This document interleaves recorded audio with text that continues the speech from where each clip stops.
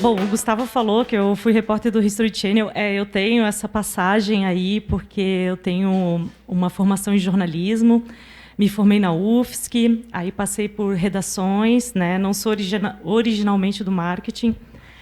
Aí passei por grandes portais. A minha incursão para o marketing realmente começou ali no History Channel, ali pelo ano de 2011, por aí. E aí fiquei lá trabalhando na produção de conteúdo, quando ainda não se falava tanto de inbound, estava começando, então o History já estava fazendo isso bastante, montando uma equipe aqui no Brasil. Aí depois eu, definitivamente, ali por 2016, 2017, resolvi ir para o marketing mesmo, né? Então, passei em algumas empresas, trabalhei um pouco na CERT também.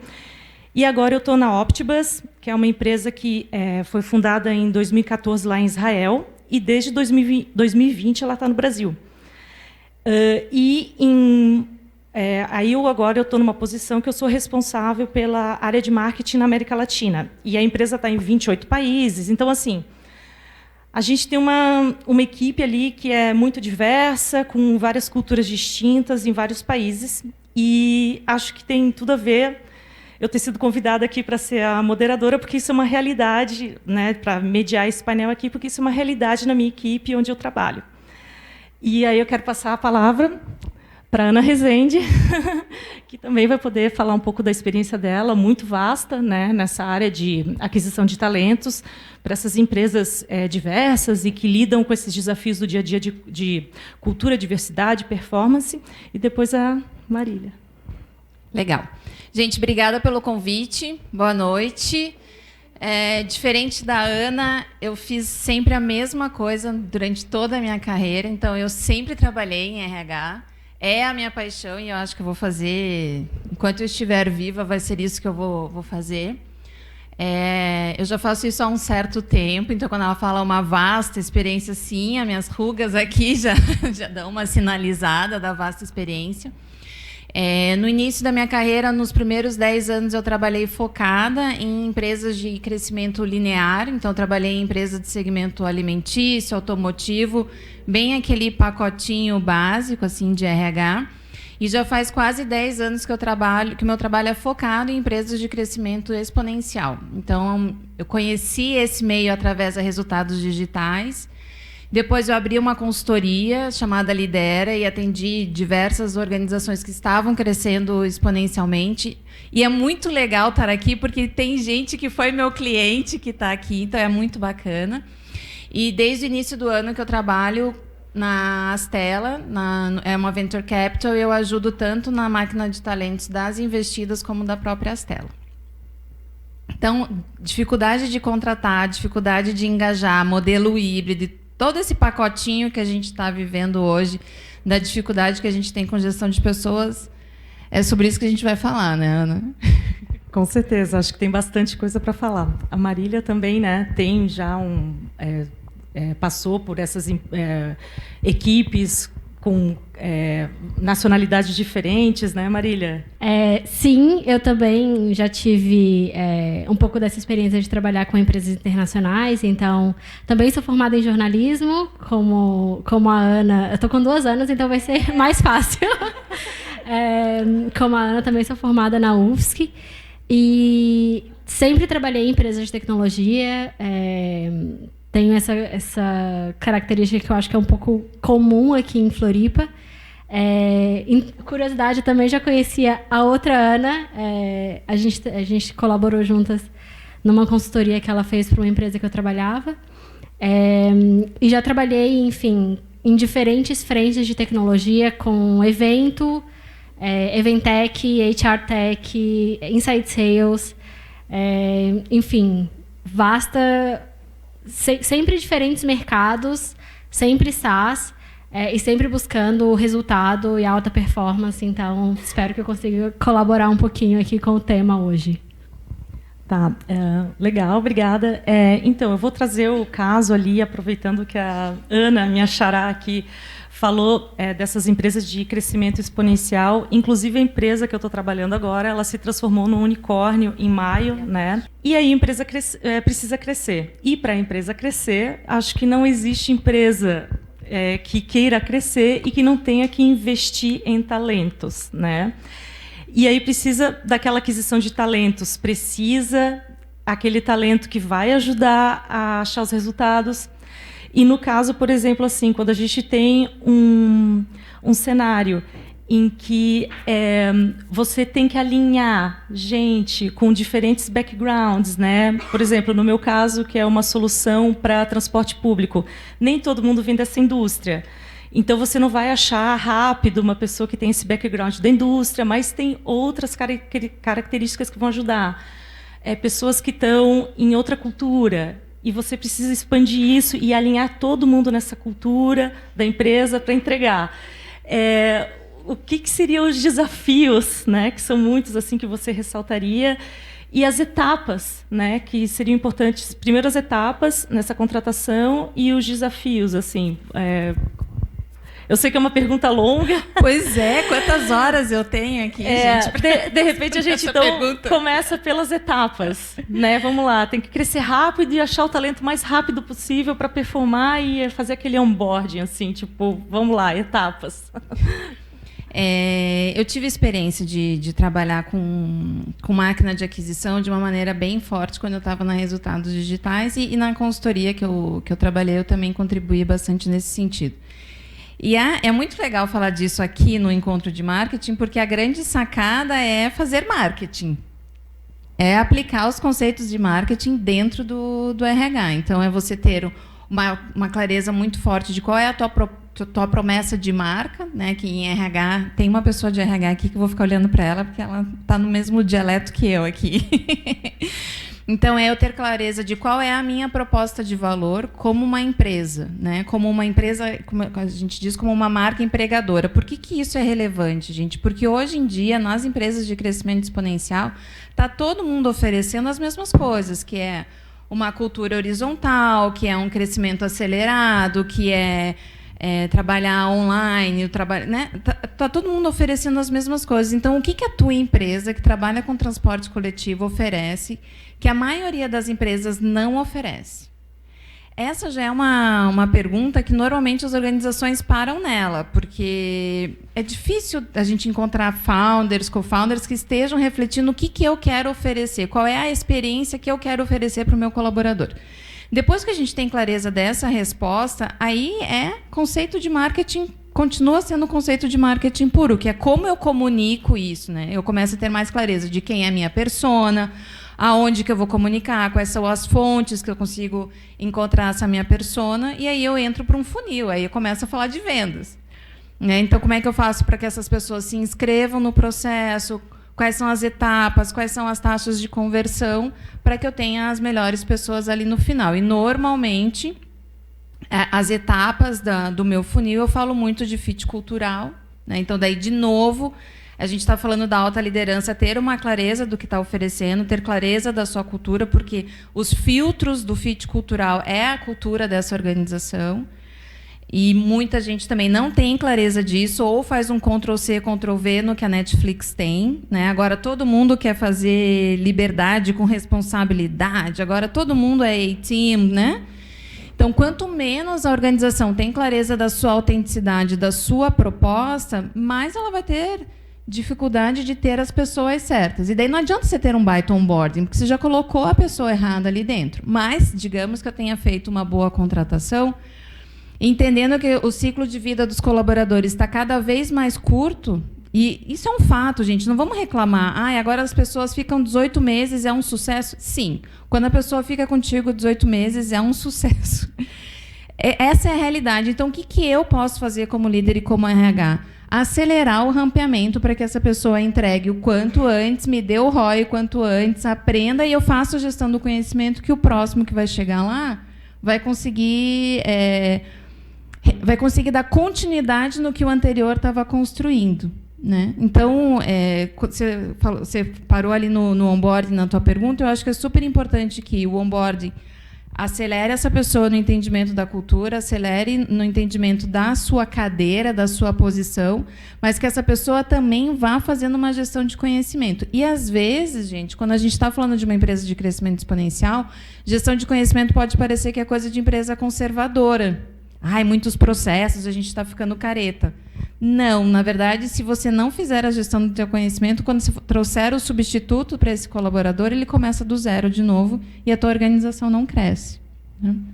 Agora eu vou deixar a Marília. Desculpa. Eu estava até vendo que é ter um olhar assim, acho que até eu estava vendo ali alguma coisa da máquina de talentos, que é ter um olhar cartesiano, né? Tipo, que você tem que ter nesse momento, né? Ter os resultados também focados do marketing para o RH. Bom, vamos lá, Marília. A minha experiência é um pouquinho diferente da Ana, né? Onde eu foquei em contratar pessoas específicas, cadeiras específicas que eu precisava para os meus times. Dentro disso, eu acho que é importante ter clareza, né, no que a empresa está oferecendo, e cada vez mais eu vejo a necessidade do alinhamento do propósito da empresa com o candidato. Isso é algo que eu acredito, para mim, se para mim é uma questão assim, sei lá, eu só estou vendo a empresa fazendo dinheiro ou não consigo me conectar com aquele objetivo, às vezes é um pouco difícil.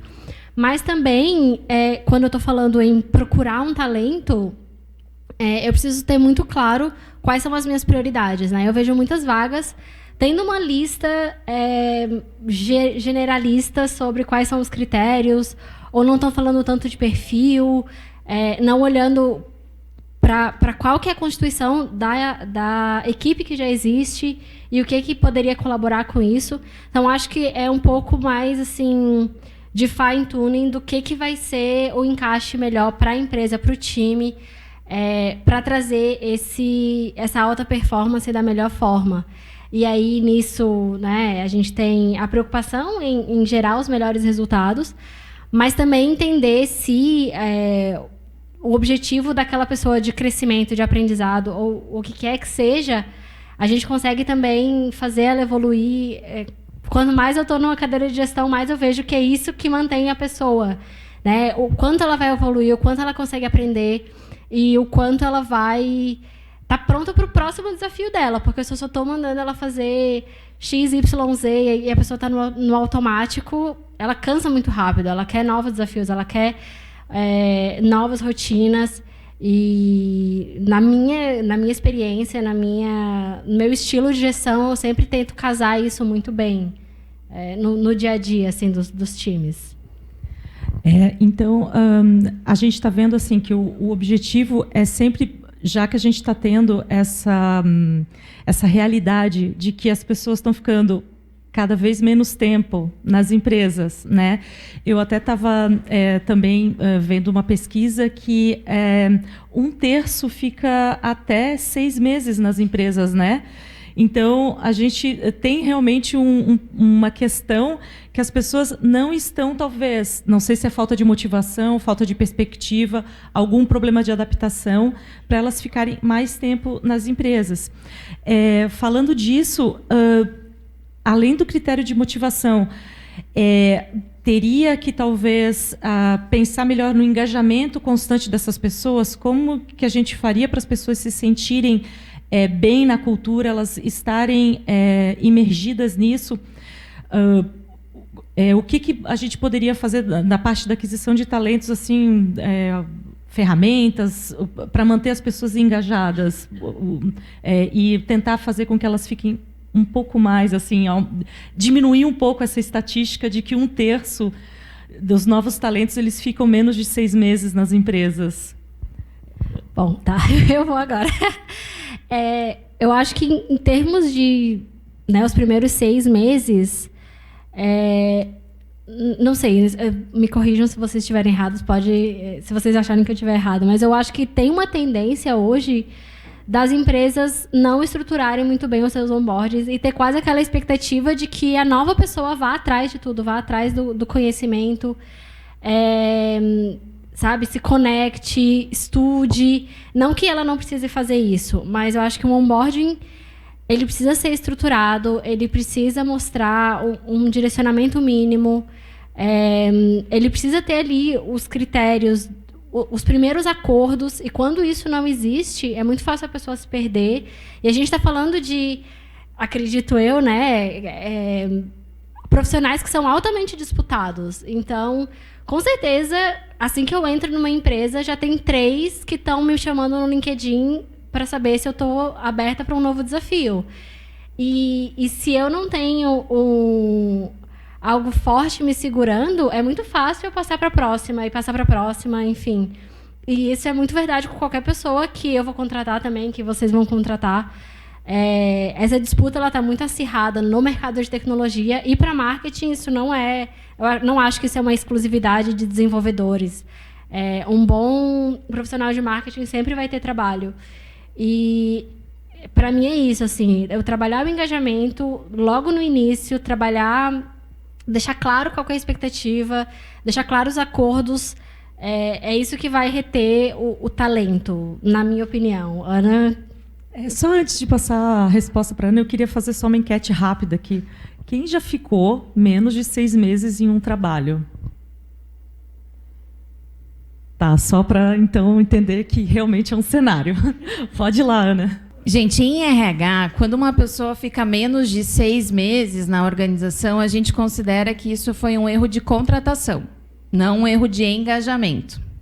Então, se eu tenho 30%, 33,33% das pessoas saindo antes de 6 meses, eu tenho que olhar para o processo de contratação.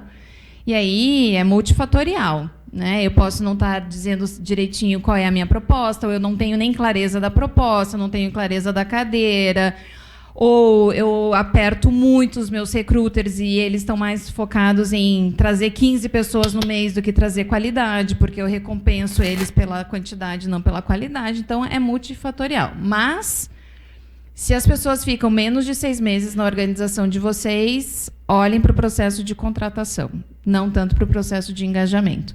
É claro que onboarding impacta, né? Mas provavelmente a pessoa já não tinha fit, porque ela nem se deu ao trabalho de tentar. Né? E aí, se a gente for falar de engajamento, é um tema super amplo, é bem topo de funil, assim. Mas eu ainda acho que é mais na qualidade das relações, e aí está desde entender o que eu ganho nessa relação, o que eu tenho para oferecer nessa relação. Então, a gente passa por propósito, sim. O que eu ganho no curto prazo, o que eu ganho no longo prazo, o que eu estou vendo de prosperidade que essa organização tem, como é que eu estou vendo a minha prosperidade dentro dessa organização. As pessoas estão bem menos resilientes a relacionamentos tóxicos, graças a Deus, né, gente?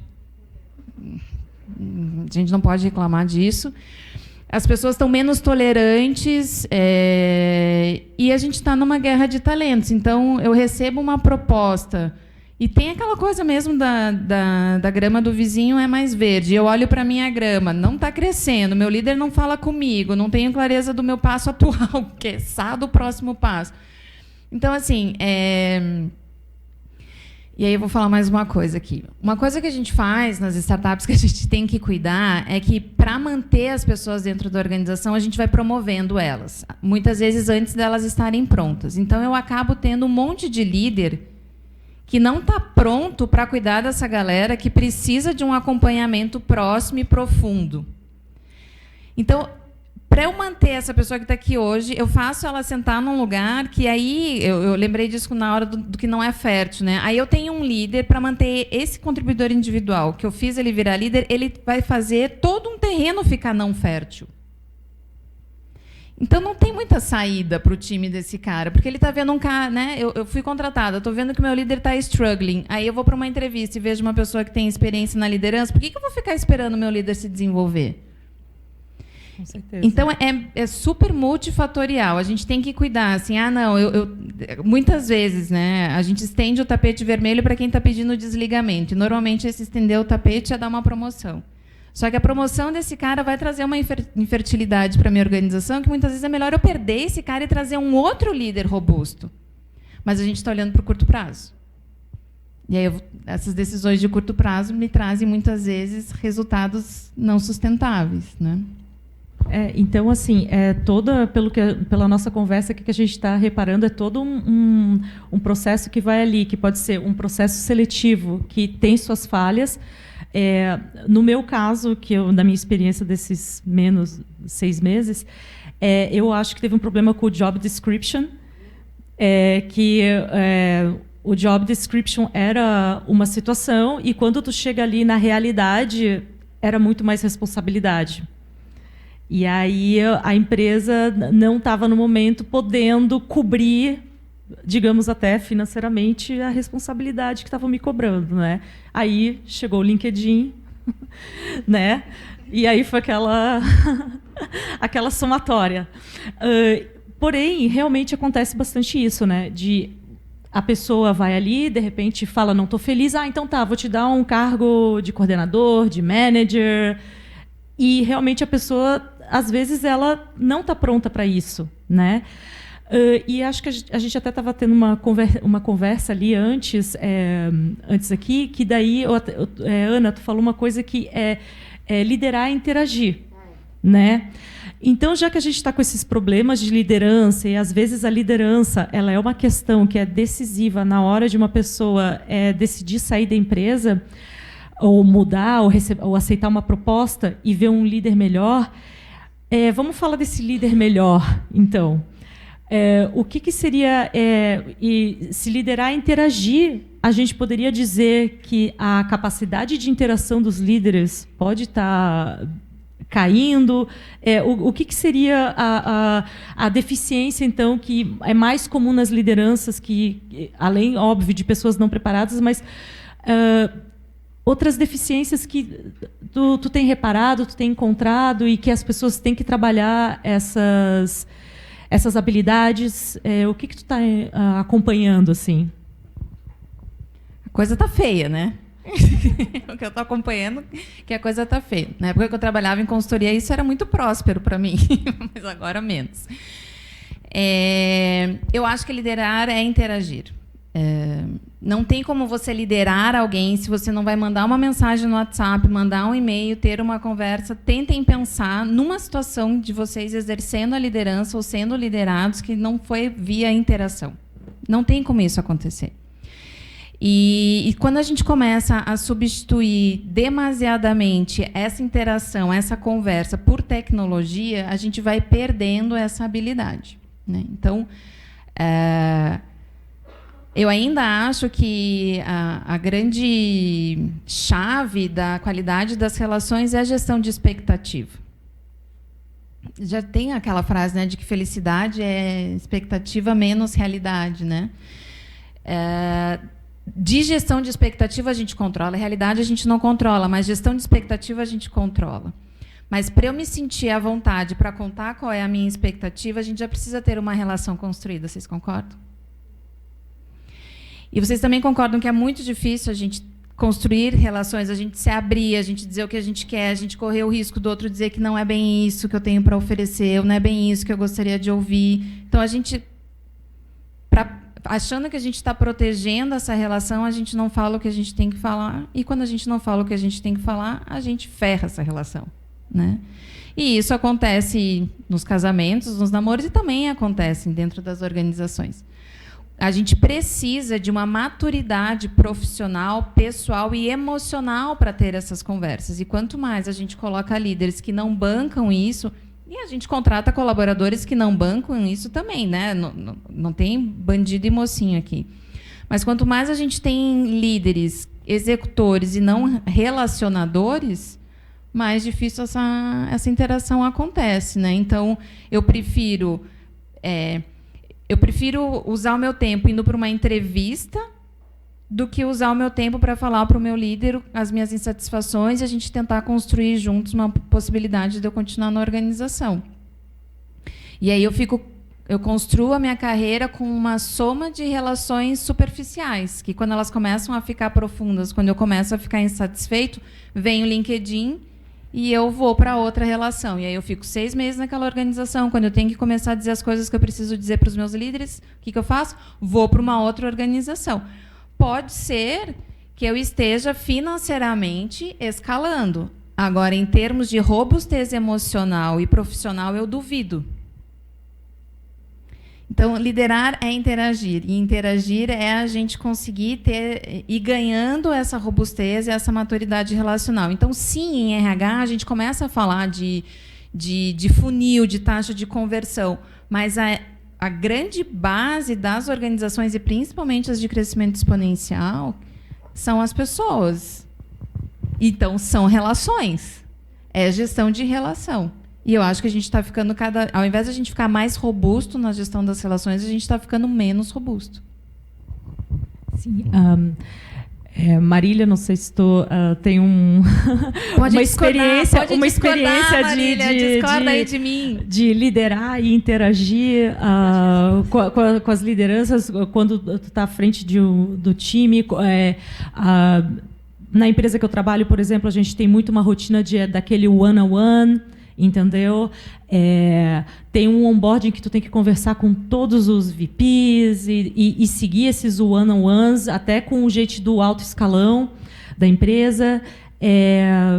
Pelo menos é isso que eu tenho observado, né? De até, digamos, talvez uma métrica ali que o RH coloca. Não, você tem que fazer tantos one-on-ones no mês ali com o teu... Eu gosto dessa métrica. Primeiro tem que obrigar, depois vira a prática... Então, assim,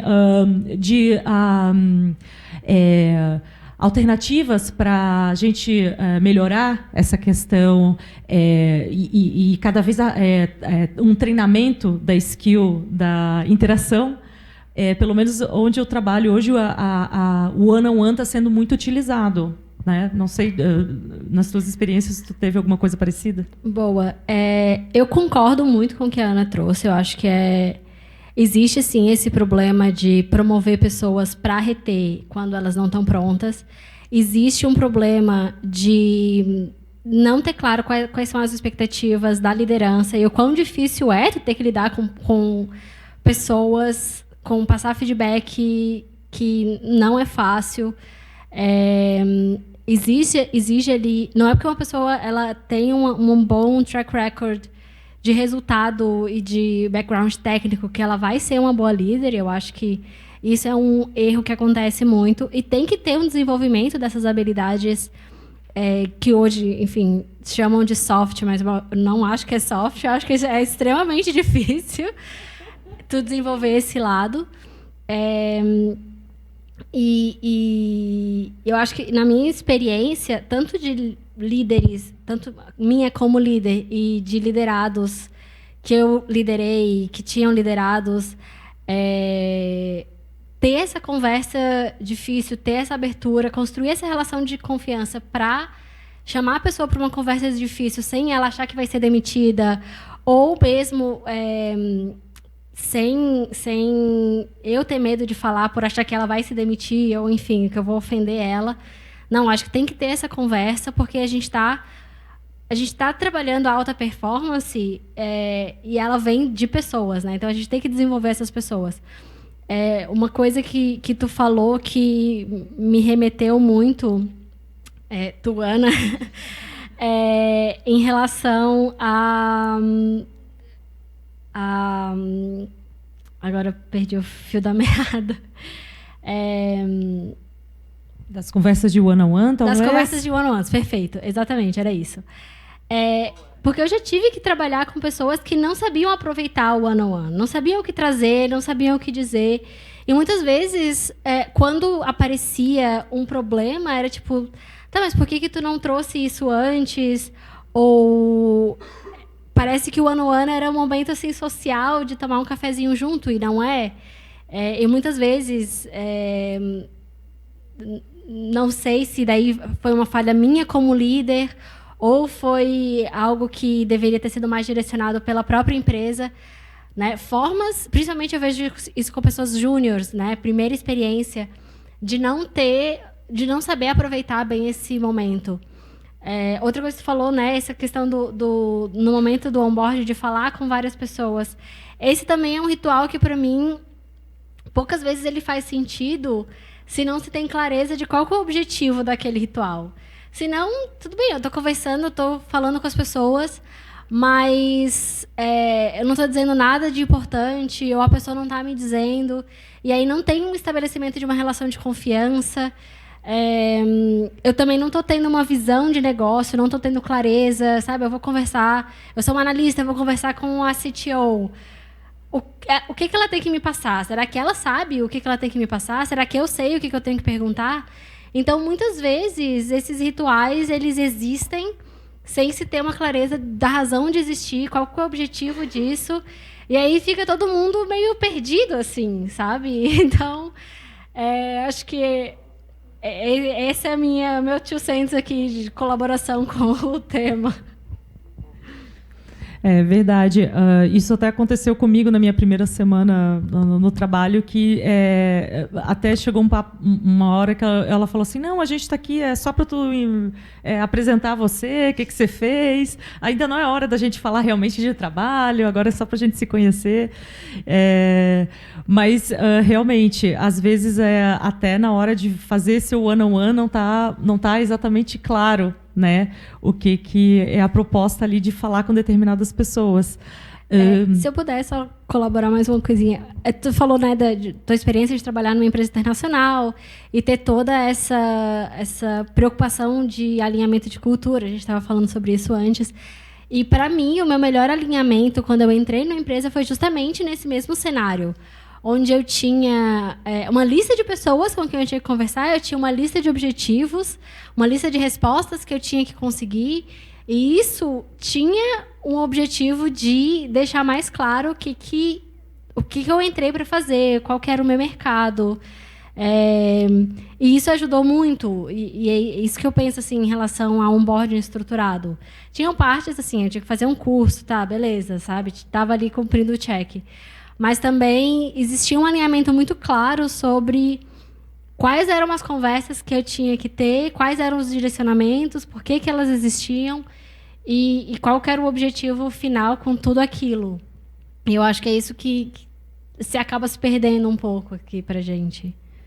Sim, e também até as pessoas que às vezes tu vai conversar no one-on-one, quando tu chega, elas também estão na rotina delas e também às vezes elas até esquecem, ali tem que até ficar reforçando para quem já está há mais tempo na empresa, o one-on-one lembra, né? Fala aquilo ali.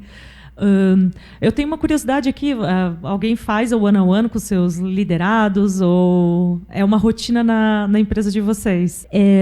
E uma coisa também que eu vejo, né, até de empresas, e fora isso, tudo que a gente está falando, eu acho que ainda tem a questão que a gente está trabalhando remoto, né? Então, aí, às vezes, a empresa, no caso da minha empresa, né, a gente fez um encontro global da empresa, porque a empresa cresceu muito, duplicou de funcionários.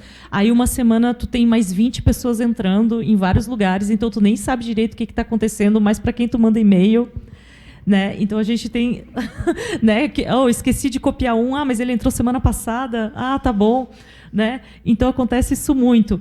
E aí, às vezes, pode acontecer também, quando está contratando muito, a empresa está crescendo bastante, né? Está na hora ali, tu começa a se perder um pouco, e nessas horas a gente vê que o RH, além da parte de estar procurando talentos, ele também vai entrar forte nessa questão de manter a coesão ali dos colaboradores novos, por meio de eventos ou por meio... E parece que, pelo menos na minha percepção, esse papel do RH ele está até, às vezes, sendo... não sei se eu posso estar um pouco enganada, mas ele meio que tem que animar a empresa, às vezes. Né? Ele deixou de ser... né? Ele está assumindo um papel ali também de participar ativamente nesse engajamento, até, às vezes, mais que alguns líderes, eu diria, né? Das suas próprias áreas. Essa é uma percepção que tu está tendo também, Ana, de que tipo, o RH está entrando ainda mais forte nessa questão de engajar todo mundo, aliado a essa falta de interação que está caindo, isso daí. Então, o RH ele tem que entrar ainda mais, o pessoal da área de contratação também está tendo que manter ali a cultura, é um dos protetores da cultura da empresa, fazer ela ali. Como que tu vê esse cenário? Gente, eu sou bem contra RH cupcake e RH líder de torcida. Então, eu não acho que o RH tem papel de animar as pessoas. Não deveria. Eu acho que é muito comum que os profissionais de RH, por terem um viés mais relacional, eles gostem de agradar as pessoas, e algumas pessoas demonstram essa sua habilidade ou necessidade de agradar sendo líder de torcida e tal. Não é o meu estilo. Eu acho que a RH tem que estar ali. Para mim, a RH é líder de negócio como qualquer. Ele é líder de negócio assim como líder de finanças, como líder de marketing. Não tem que ser mais animado nem menos animado, né? Se eu tenho uma organização cuja cultura é mais leve, é mais animada, assim como eu, RH, tenho que estar alinhado, qualquer outro líder tem que estar alinhado.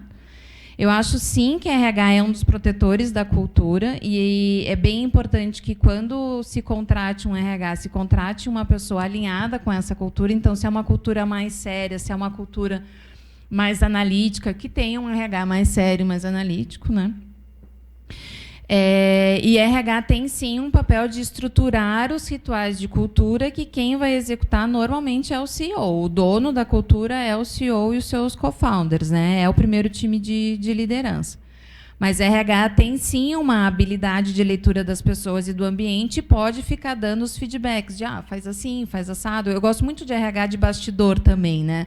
Pô, essa tua comunicação não estava legal, essa aqui você arrebentou, vou te ajudar no teu pitch. Não precisa estar no palco o tempo todo. Eu acho que o RH que está no palco o tempo todo, ele está roubando o palco de alguém. Ele está compensando um líder que não está fazendo aquilo que ele deveria estar fazendo, né? Então, eu sou de uma linha mais estruturante, mais alinhada com a cultura, do que RH animadinho. O Everton já trabalhou comigo, ele sabe que eu sou animada, né?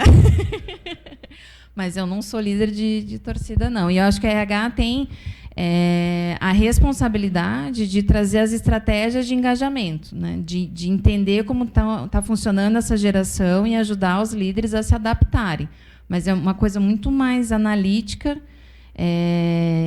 intencional, do que o engajamento superficial, né? E acho que é por isso que as pessoas muitas vezes vão embora, porque fica uma coisa meio pão e circo, né? Então, não adianta uma organização apenas pão e circo, ela tem que estar muito bem estruturada nas suas estratégias, nos seus objetivos, no seu propósito, e a RH ajuda a comunicar. Sim, a minha observação foi mais nesse lado, que, às vezes, para compensar essa falta de interação dos líderes, e tu está vendo, nossa, realmente, a gente está com uma característica muito alta dos líderes que estão sendo promovidos e não têm essa habilidade desenvolvida. Daí, vamos dizer assim, para preencher essa lacuna, às vezes entra em cena o RH, né?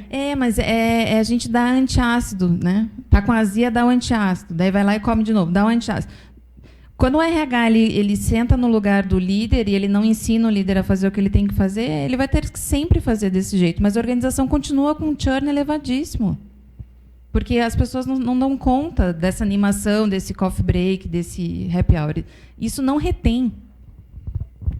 Bom, vou dizer que também, antes daqui do nosso papo, eu também olhei uma outra pesquisa que diz que só 1% dos colaboradores ligam para comida e refrigerante e bebidas nas empresas. O pessoal quer realmente uma cultura que seja fortalecida, uma cultura verdadeira, uma cultura que...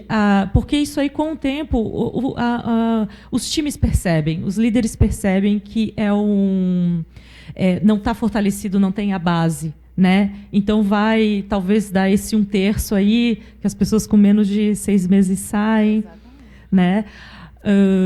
E eu também... então, assim... e as lideranças, né, também, elas têm que estar... os times de marketing, pelo menos onde eu trabalho, a gente tem o pessoal de people, que a gente chama, trabalha também próximo do time de marketing para fazer também um marketing forte interno com os colaboradores, né? Bom, a gente vai começar, então. Deixa eu ir para o lugar certo, estratégico. A gente aprende, né? Doutrinado. Bom, pessoal, temos várias perguntas aqui, umas 4 perguntas diferentes. Eu vou escolher uma que eu acho que vai ser interessante vocês trazerem. Tem mais? Apareceu mais, espera aí. E apareceu mais de novo. Tá bom, então só uma. Quem tá no online aí, depois a gente manda para Ana, o pessoal, para responder. PDI e plano de carreira. Como sincronizar marketing e RH? Quem faz o quê? Depois a gente abre para pergunta aqui, tá? Tá. Bom, eu, na minha experiência, já tive o desafio de ter que, por exemplo, realinhar expectativa enfim, se a pessoa era júnior, sênior, e mostrar por quê. Então, eu acho que no momento que a gente está construindo uma cadeira, é bom ter clareza do caminho todo. Pelo menos é isso que a experiência me ensinou, assim. E ter a conversa de você não é sênior, você é júnior, é muito difícil. E é uma quebra de expectativa grande e tem que ter ali um alinhamento de por que, né, essa é a tua opinião, mas tem que estar embasada. Então, ter ali qual que é o desenvolvimento de carreira de um analista júnior, de um analista pleno e sênior, quais são os caminhos que ela pode seguir depois. E no momento que eu estou falando de desenvolvimento de cargos e salários, né, essa parte eu não tenho tanta experiência, mas tem que ter claro quais são os objetivos, quais são os critérios para ela ser considerada para um próximo patamar, né? O que está sendo exigido dela? Eu acho que esse alinhamento falta. A gente fala muito, eu pelo menos escuto muito o discurso de ir além, entregar mais, etc, etc. Mas quando eu estou falando, né, o que vai fazer eu considerar o meu analista júnior um analista pleno e conseguir dar um aumento de salário ou mais responsabilidade. E vai ter ali um conjunto de comportamento, mas também de desenvolvimento técnico que são necessários. Eu acho que quanto antes isso é feito esse alinhamento, melhor. Enfim, já tive algumas experiências nesse quesito e é bem complicado quando esse desalinhamento acontece, principalmente quando já tá ali, tu cai de paraquedas num time novo e tu começa a ver todos esses problemas ali que não foram ditos e agora tu tem que resolver o que outro líder deixou de problema de herança, exatamente. Sim, a gente tem um tempinho para mais uma pergunta? Como é que tá? A gente pode abrir para mais uma pergunta aqui do pessoal da plateia e aí fica para a Ana responder, pode ser? Quer fazer um comentário sobre essa, Ana? Quer? Fala. Eu não acredito em PDI e eu não acredito em plano de carreira. Tá, então vamos lá. Agora fala mais. Polêmica agora. Vou ser expulsa. Eu queria só dar uma contribuição que numa empresa que eu trabalhei, a responsabilidade pela sua carreira era meio que jogada na pessoa, sabe? Eles botavam isso para a pessoa. Eu não acredito que faz sentido para o mundo que a gente está vivendo a gente ficar pensando numa sequência de cargos. Eu acho que vocês vão emendar nisso no próximo painel, né? Eu acho que a gente tem que se preocupar com a sequência de aprendizados. Os meus aprendizados vão melhorar a minha performance vai melhorar a minha remuneração, vai melhorar meu cargo. E aí, no final, eu vou dizer que essa foi a minha carreira, mas não é um plano de cadeiras, é um plano de aprendizados, né?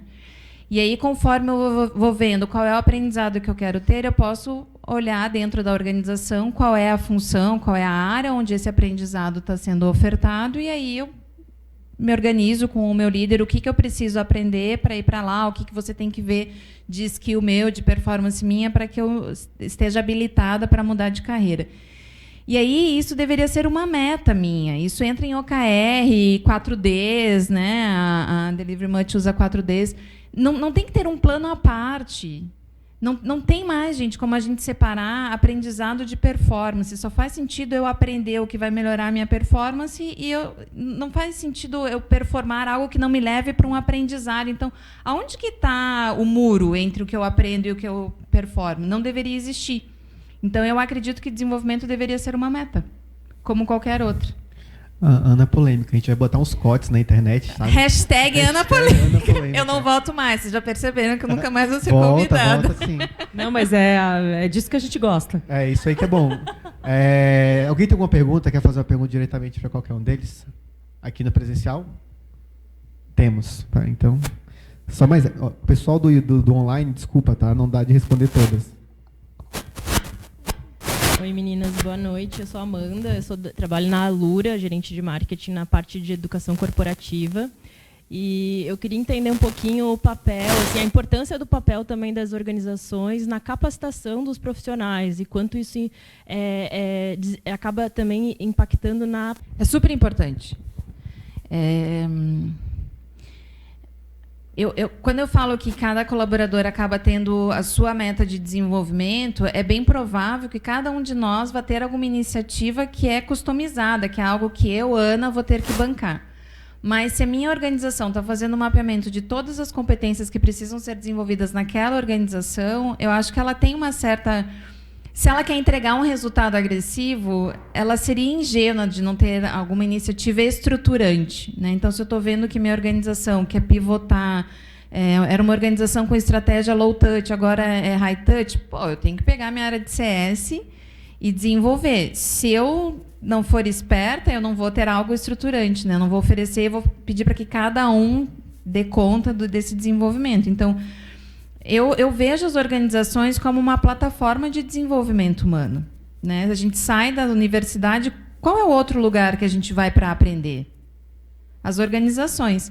Então, as organizações que não assumem um papel atuante nisso, ela está perdendo resultado. Ela pode fazer? Pode.